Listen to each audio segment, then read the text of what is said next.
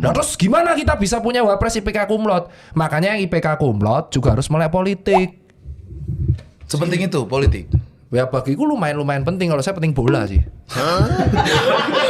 Ya udah politik udah ini fakta ya menurutku. Tapi debat bola. IPK ini soalnya lagi hot di Twitter, aku nge-tweet itu. Iya kan, kalau aku kan emang tidak berkuliah, aku cuma kuliah 3 semester. 3 semester sastra Inggris, IPK aku cuma 2,9. Iya terus? Begitu terus terus aku berhenti. Toh bisa mencari jalan lain ternyata. Berarti kau ijazah SMA. SMA. Tapi terkenal. Privilege.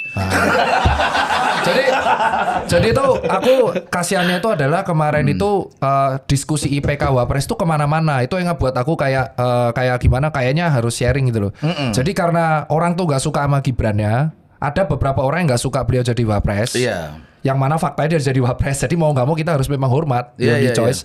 Terus orang tuh nyerang IPK-nya, gak masalah. Tapi akhirnya mengejat seolah-olah orang yang IPK-nya rendah tuh gak layak untuk ngapa-ngapain gitu loh. Nah itu yang jadi menurutku harus dilurusin. Jadi debatnya di Twitter tuh jadi seolah-olah kau IPK rendah, kau gak layak jadi apa-apa. Loh tuh gak relate.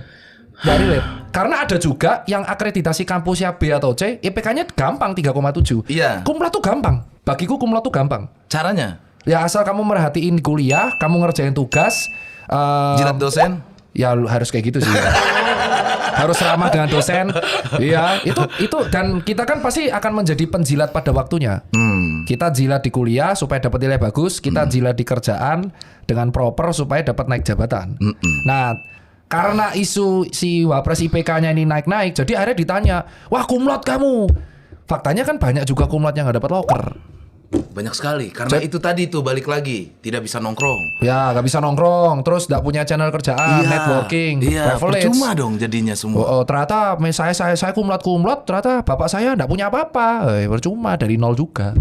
Teman-teman, hentikanlah pembahasan IPK itu kayak kan Anda yang mulai tadi IPK-nya kumlot. Enggak, ya kan orang-orang, aku ngomongin orang-orang. Oh, Anda tadi mulai dari sini.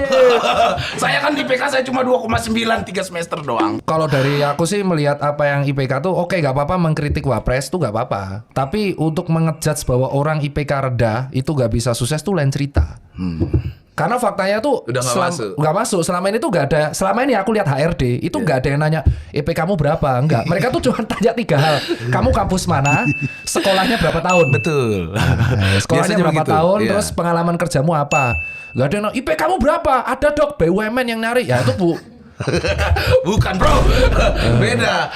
Janganlah.